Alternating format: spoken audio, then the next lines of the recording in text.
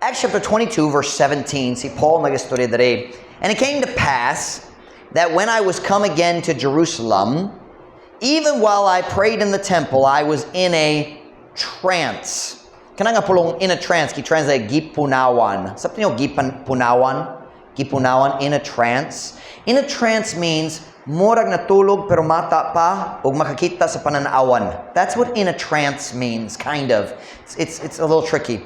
Verse 18, and saw him. Nakakita siya ni Jesus. So, na-vision ni Jesus. And saw him saying unto me, make haste and get thee quickly out of Jerusalem, for they will not receive thy testimony concerning me. And I said, Lord, they know that I am imprisoned and beat in every synagogue them that believed on thee. And when the blood of thy martyr Stephen was shed, I also was standing by and consenting unto his death, and kept the raiment of them that slew him. Masaya. O kini nahitabo nga sa diha nga ako mibalik sa Jerusalem, bisan samtang ako nagaampo diha sa templo, ako gipunawan. Og nakakita kaniya nga nagiingon nga ri kanako, pagdali og palayo gilayon gikan sa Jerusalem. Kay sila dali mo dawa sa imong pagpamatuod mahitungod kanako. Og ako miingon, Ginoo, sila nahibalo nga akong gipabilanggo o gipabunalan diha sa matag sinagoga, sila nga mituo nga kanimo. Ug sa diha nga ang dugo sa imong martyr nga si Esteban giula, ako usab nagatingdog sa duol ug nagauyon sa iyang kamatayon. Ug I'm gonna change it. Ug nagabantay sa sapot nila nga mipatay kaniya. Tell my message this morning. It's very simple and it's very clear where the message is going. I want to help you. Tell my message this morning is dealing with regret. Dealing with regret. Unsaon pagtagad sa mga pagmahay mahitungod sa imong miyagi. Ang tanan tao na ay mga pagmahay. O kung naluwas ka, kung dakot na, mas daghan pa ang imong mga pagmahay. Kay mas daghang panahon nga wala naluwas, and kung wala naluwas, mas daghang sayop, kanang just natural na ay pagmahay. And I want to help you today. Unsaon na to pagtagad, pag-atubang niyarang mga pagmahay sa atong kinabuhi aron dali kanang mga sayop sa miagi makapugong na to diha sa tong pagpangalagad sa Ginoo karon. How to deal, or the title in English, dealing with regret. Magamputa, thank ko mo makalingkod para sa mensahe karon. Father, would you please bless the preaching of your word this morning. Thank you for Paul and his example for us. And thank you, Lord, for truth that we can find in your word that applies to us today. Palihog, tabangi ko, aron makahimo ko sa kamaturang na klaro kayo, aron makatabang ko sa mga tao nga imong gihatag kanako. Palihog, tabangi kaming tanan karon, lihok ka sa matag kasing-kasing. Help us, Lord, to think right about the past and about mistakes and things we regret. Please, Lord, bless the preaching of your word. We pray in Jesus' name. Amen. Pwede ka mo maglingkod.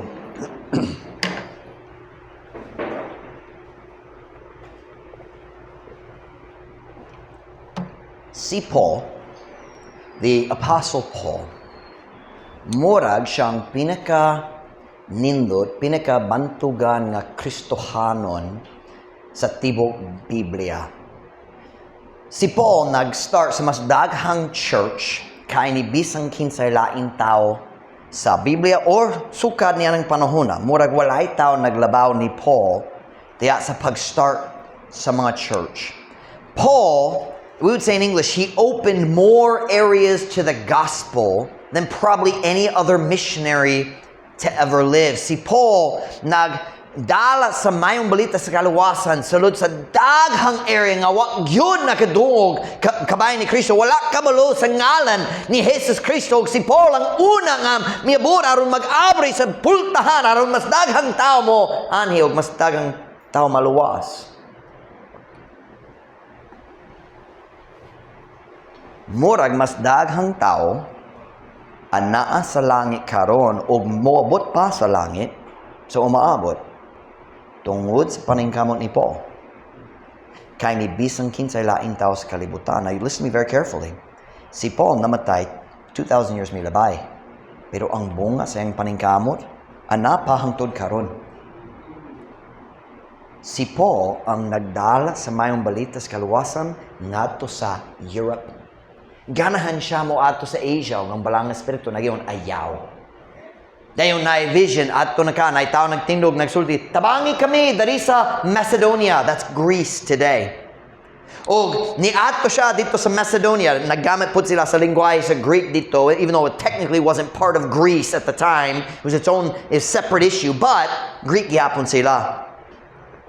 In Macedonia, you have cities like Philippi, and then further south you have Corinth. Corinth may have actually been part of Greece itself.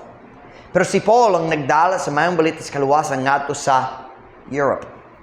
Unfortunately, after the death of Paul and the other apostles, the Catholic Church corrupted the gospel.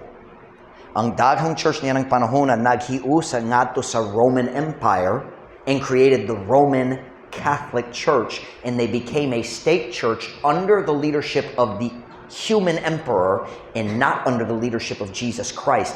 That is the foundation of the Catholic Church. Peter was not the first pope. The first leader of the Catholic Church was the emperor of Rome. An unsaved man nga nagpakaroon ingno nga nahimo na siyang Kristohanon kay kinahanglan siya sa tabang sa mga Kristohanon diya sa kagubat. I don't know if it's 100% sure. I haven't researched the whole story, but I've heard the story that he baptized his army so the Christians would join him. I don't know. What was his name? I can't think of his name right now. Constantine, thank you. Brother Nahum is my Baptist history expert. And Constantine, thank you. Constantine started the Catholic Church with many pastors who had corrupted the doctrine of Christ. However, ang tinuod nga gospel wala gyud na matay.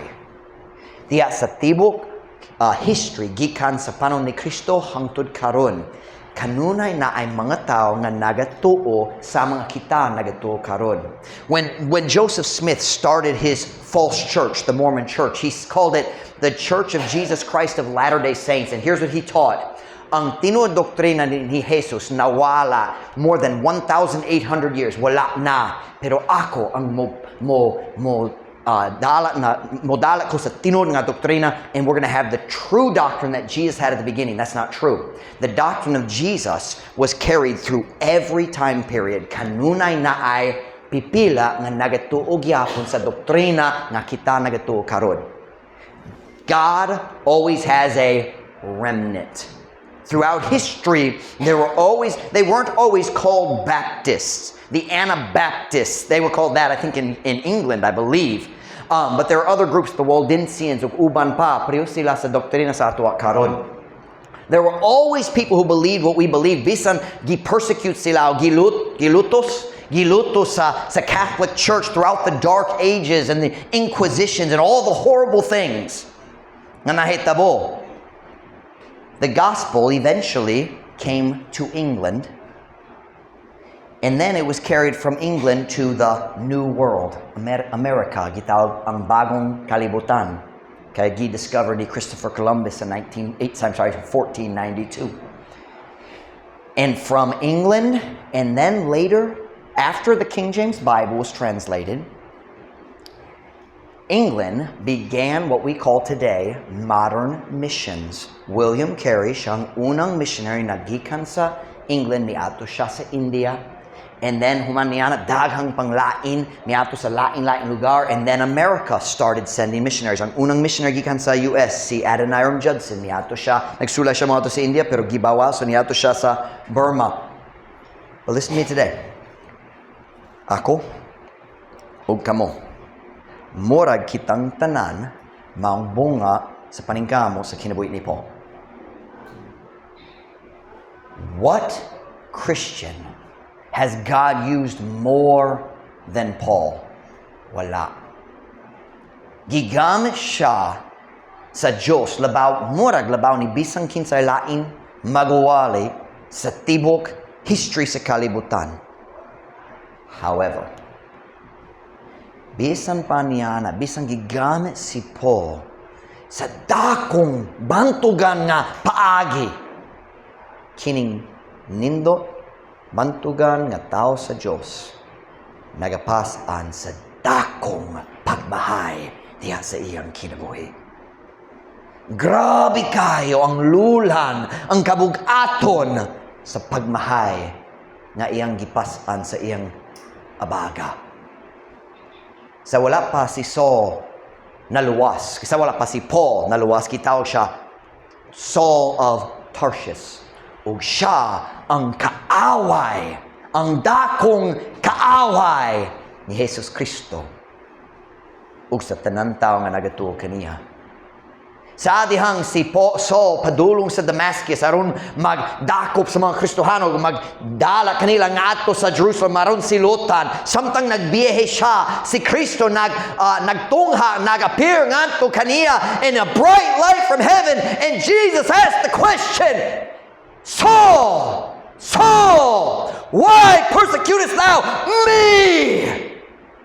Wala siya namatana, nga naman ikaw nagaluto sa akong katawhan. Siya namatana, nga naman nagalutos ka kanako. Si Saul, nga later gitawag Paul, maong kaaway ni Kristo. Nagdumo siya ni Jesus Kristo ug sa tanan tao nga nagasunod kaniya. Go with me to Acts chapter 9 verse 3. Let's look at that verse I just quoted. Acts chapter 9 verse 3 and 4. Nining panahon na si Saul padulong sa Damascus, ang laing syudad, layo-layo gikan sa Jerusalem, aron modakop sa mga Kristohanon nga nag-ikyas ngadto sa Damascus, ginaglaya sila gikan sa Jerusalem. Kay dito sa Jerusalem si Paul nagluto sa tao, nagdakop kanila, naglatigo kanila, nagbutang kanila sa prisuhan, nagpatay sa uban. So ang tao naglayas bisan asa. So si Paul naggukod nila ngadto sa Damascus. Acts chapter 9 verse 3, and as he journeyed, he came near Damascus, and suddenly there shined round about him a light from heaven, and he fell to the earth and heard a voice saying unto him, Saul, Saul, why persecutest thou me? Nganong nagalutos ka kanako? Si Saul, dili lang ang kaaway sa mga Kristohanon, siyang kaaway ni Jesus Kristo mismo. Siya ang nagtindog dito sa duol sa diyang si si Stephen, gibato o gipatay. Si Paul ang naghawid o nagbantay sa mga coat, sa mga tao nga nagpatay ni Stephen. Naghubo sa ilang coat, ihatag ni Paul, ni Saul, siya nagbantay, samtang sila nagpatay. Nagpakita siya, ako mag-uyon ni ini. He was in agreement with the murder of Stephen. Human sa kamatayon ni Stephen, si Paul naningkamot kutob sayang mahimo sa pagsakit sa tanan tao nga naluwas diha sa Jerusalem. Everything he could to hurt as many people as possible. Go to Acts 26 verse 9. Si Paul nagistorya ngadto ni King Agrippa og mihatag sa iyang kaugalingon testimony may tungod niya ng panahon nga nagluto siya sa Kristohanon, nagsilot o nagpasakit sa mga magtutuo ni Kristo. Acts chapter 26 verse 9. Acts chapter 26 verse 9. I verily thought with myself that I ought to do many things contrary to the name of Jesus of Nazareth, which thing I also did in Jerusalem. And many of the saints did I shut up in prison, having received authority from the chief priests. And when they were put to death, I gave my voice against them. And I punished them oft in every synagogue, and compelled them to blaspheme, and being exceedingly mad against them, I persecuted them even unto strange cities. I'm curious how they translated mad. Pungot. Pero ang idea sa mad sa English na idea, mabuang pinaagi sa kalagot. Mad has two meanings, anger, but it also means mabuang. Thou art mad, buang ka! Bisaya, ako sa pagkatinuod, naghuno-huna sa akong kauliyon nga, ako kinahanglan nga maghimo og daghang mga butang nga supak sa ngalan ni Jesus sa Nazareth. Butang nga gihimo ko usab dito sa Jerusalem. Og daghan sa mga balaan akong gipasirad-an sa bilangguan nga nakadawa og otoridad gikan sa pangulong mga paari ug sa diha nga sila gipamatay. Ako mihatag sa akong tingog batok kanila. Ug ako misilot kanila kanunay diha sa matag sinagoga ug mipugos kanila sa pagpasipala. Ug ingon nga napungo sa hilabihan batok kanila, ako milutos kanila bisan ngadto sa langyaw nga mga syudad. Kini man maong miagi ni Paul. Kini ang iyang background. Huno-huna ba ka nga na siya mga pagmahay? Huno-huna ba ka nga nagmahay siya sa iyang miagi? Siyempre. But I want you to notice a detail about this story. Asa si Paul, sa dihang siya misakit sa daghang Kristohanon, asa dapit. Look back at verse 10, first line. Where did Paul hurt the most people? Acts 26 verse 10, which thing I also did where? In Jerusalem. Asa dapit? Jerusalem. Asa si Paul himo sa pinakadakong kadaot sa Jerusalem. Wala gyud siya miabot sa Damascus. Well, niabot pero buta na, nalawas na. Wala gyud siya nagluto sa tao sa Damascus. Wala siya nagsakit sa tao sa ubang lugar. Jerusalem man. Jerusalem. Can I ask you a question? Do you think that ever bothered him? Tao ra siya sa na to.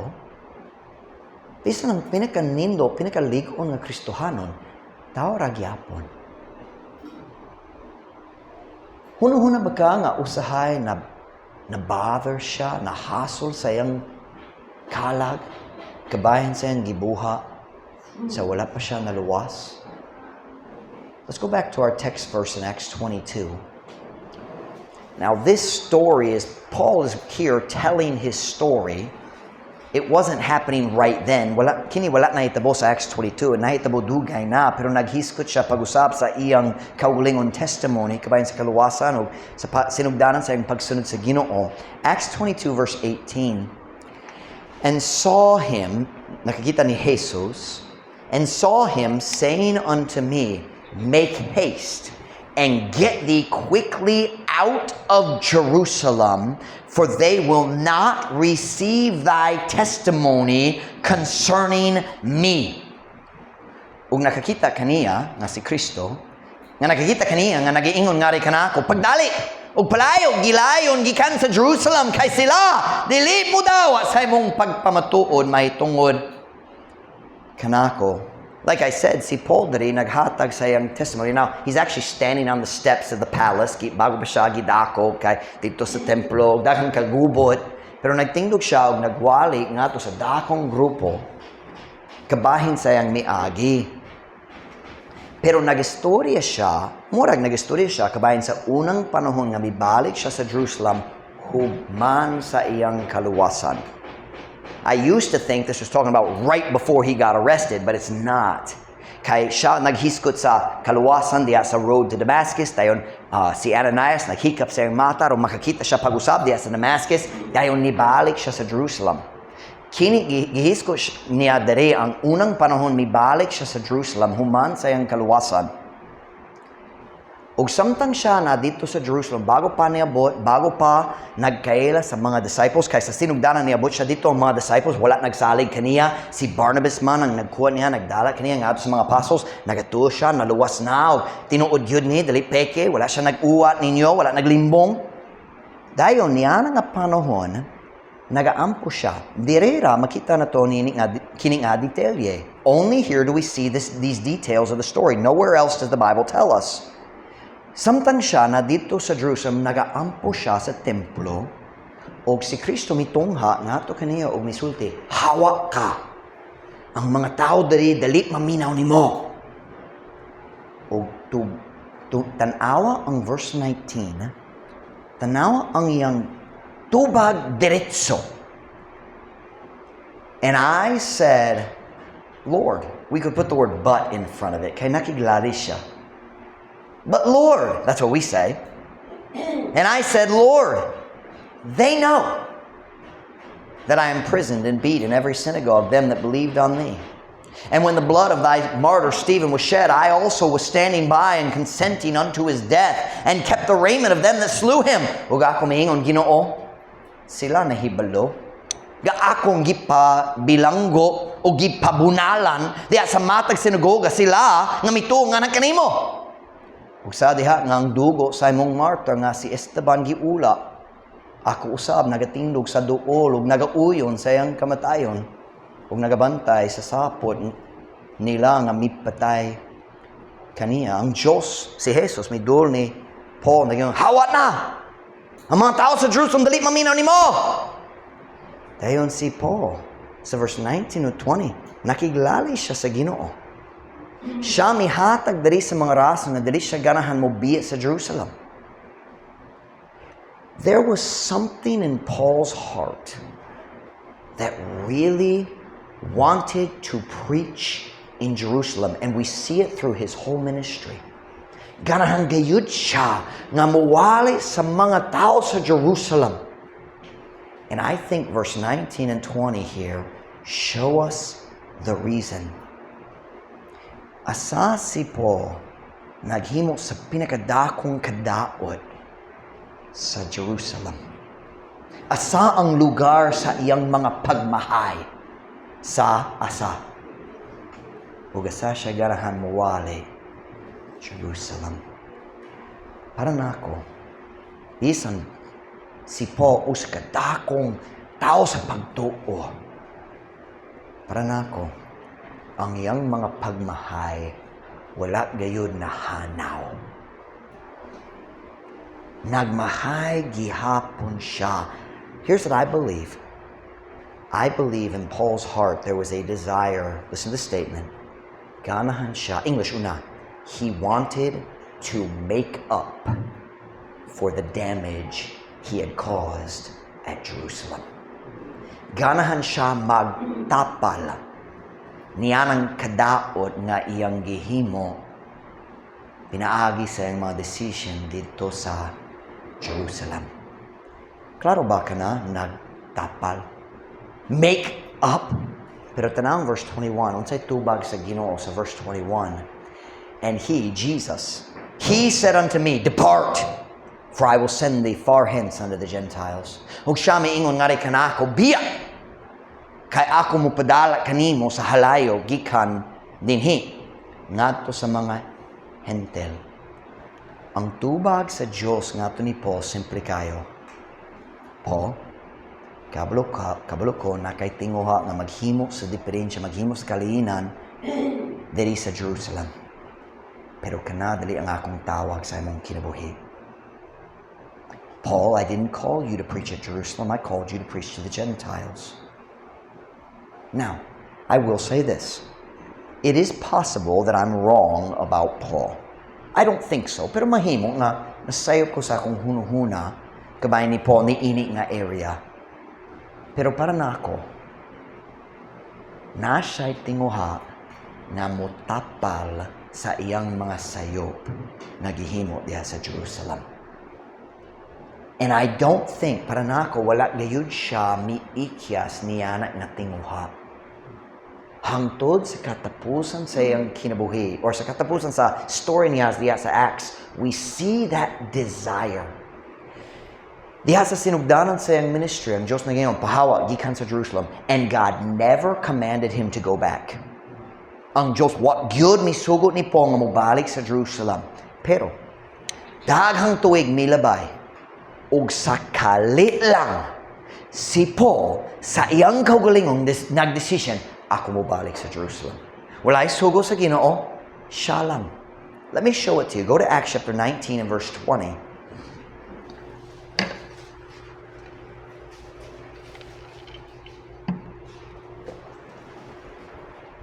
Acts chapter 19 and verse 20.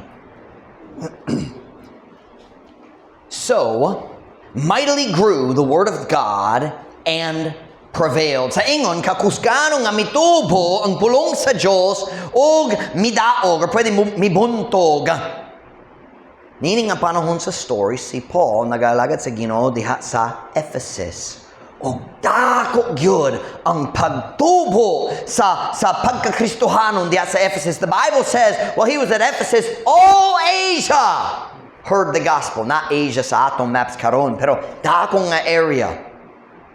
Silang tanan nakadungog kabayan sa kaluwasan, samtang si Paul nasa Ephesus. Pero tanawang verse 21.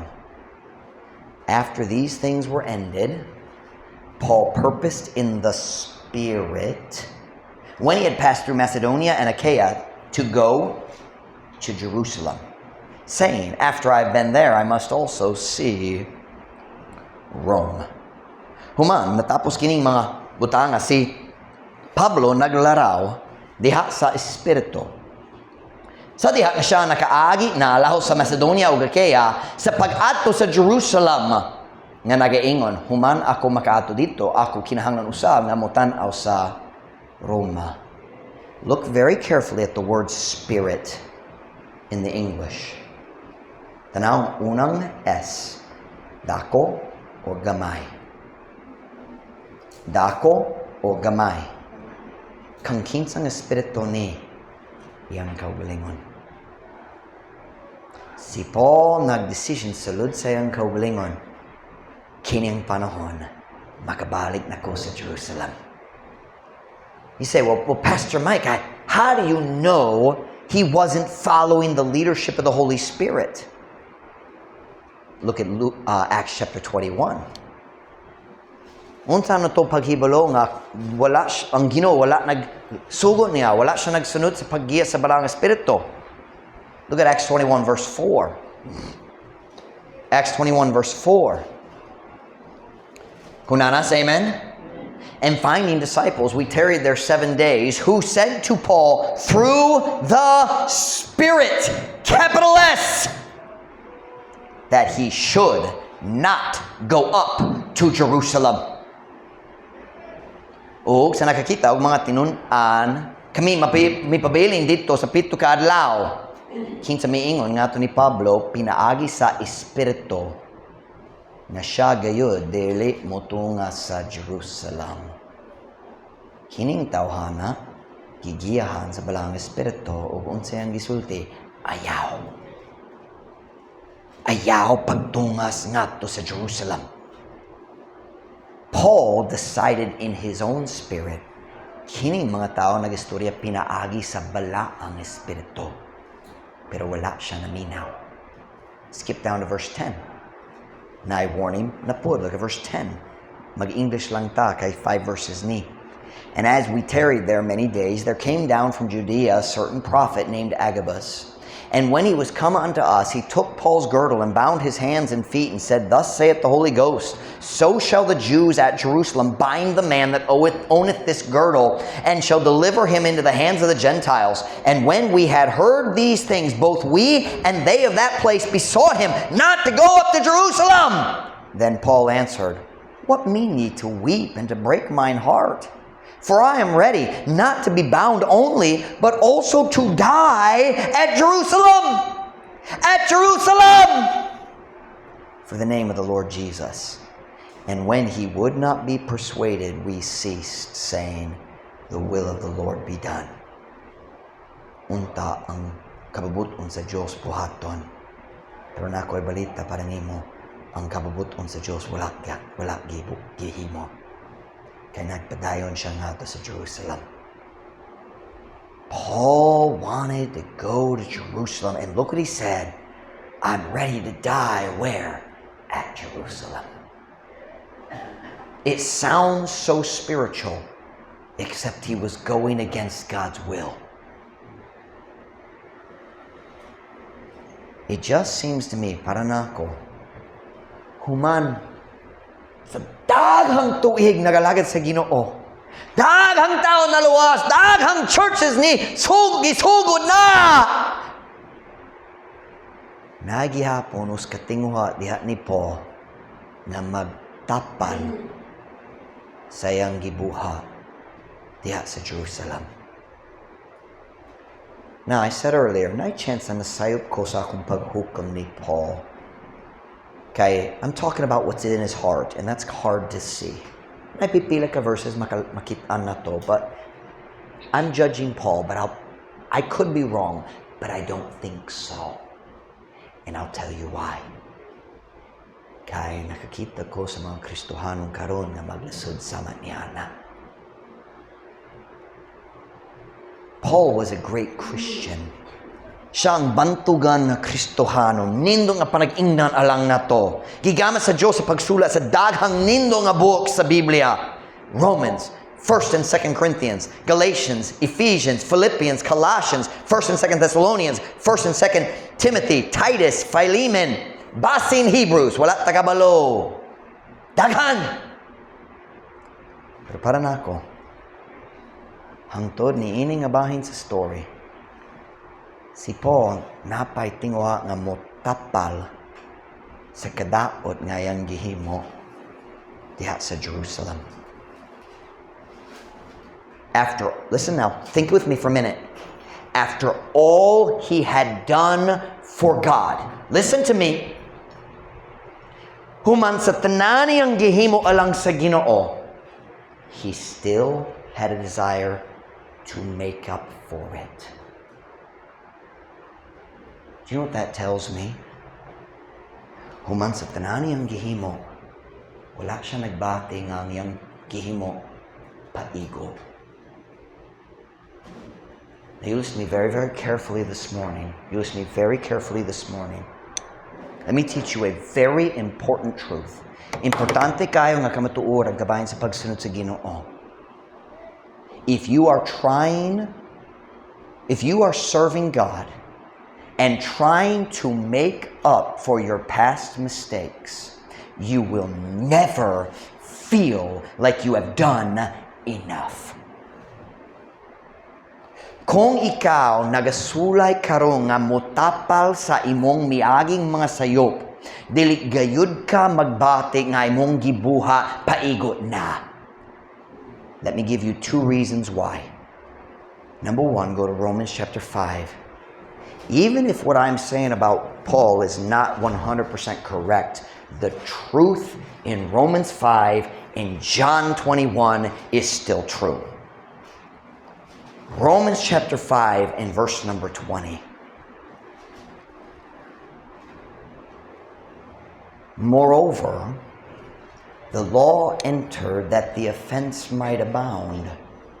But where sin abounded, grace did much more abound. Dugang pa ang balaod ni sulur aron ang paglapas modagaya apan hain ang sala midagaya.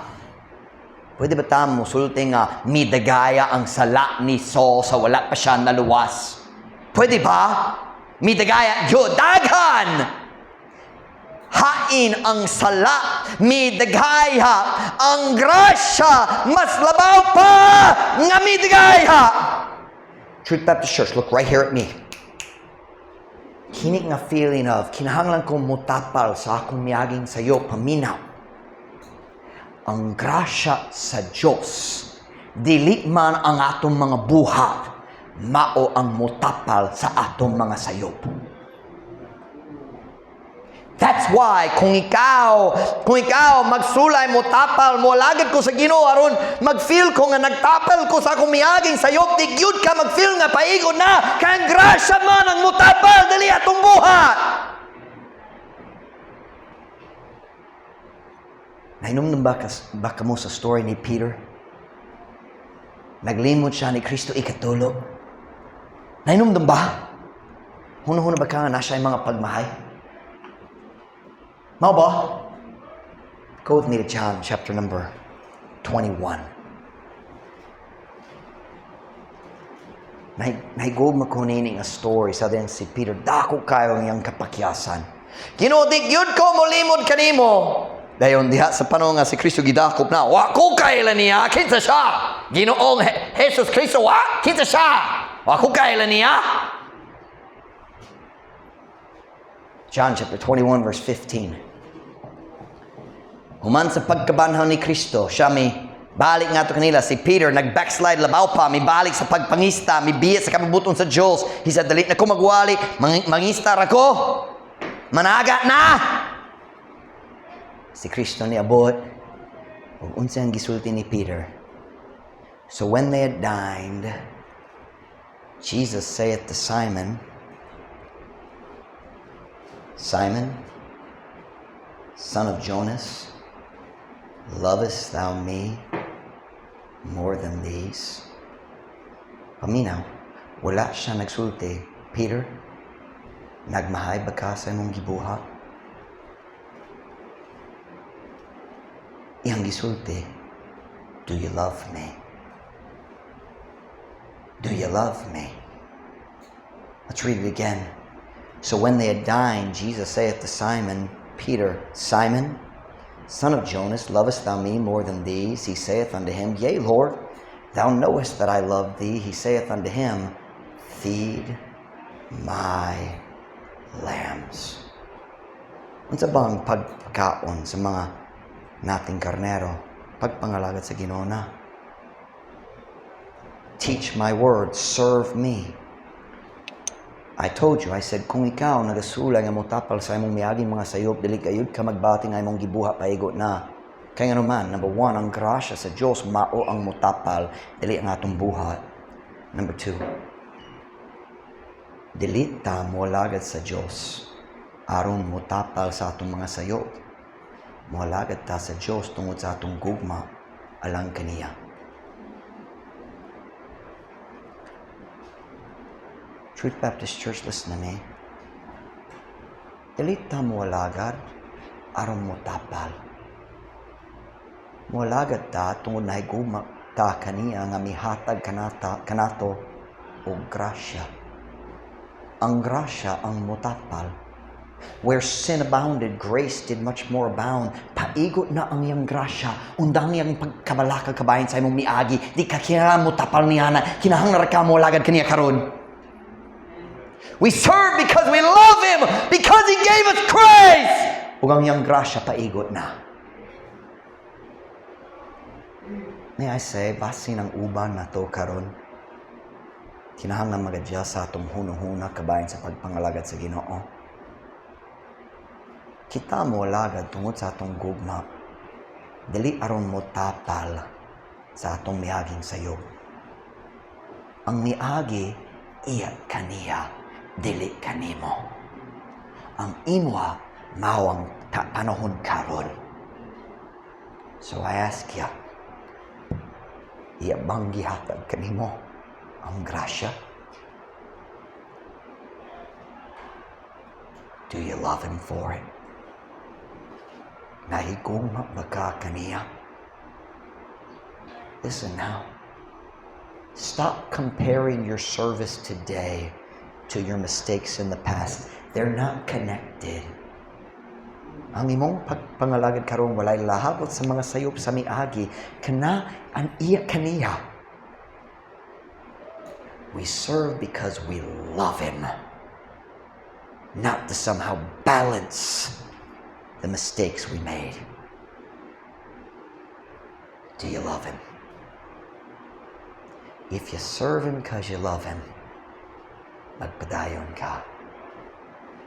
Kung wala agad, tungod ganahan ka mo tapal, pohon mo undang ka kay kanunay mag-feel ka. Dili pa ego ni. Dili pa ego. Pero ang iyang grasya, pa-ego gyud. Pa-ego gyud. Why don't you thank Him and love Him for His grace and serve Him today because you love Him? Tuko na mga ulo, di mo mata.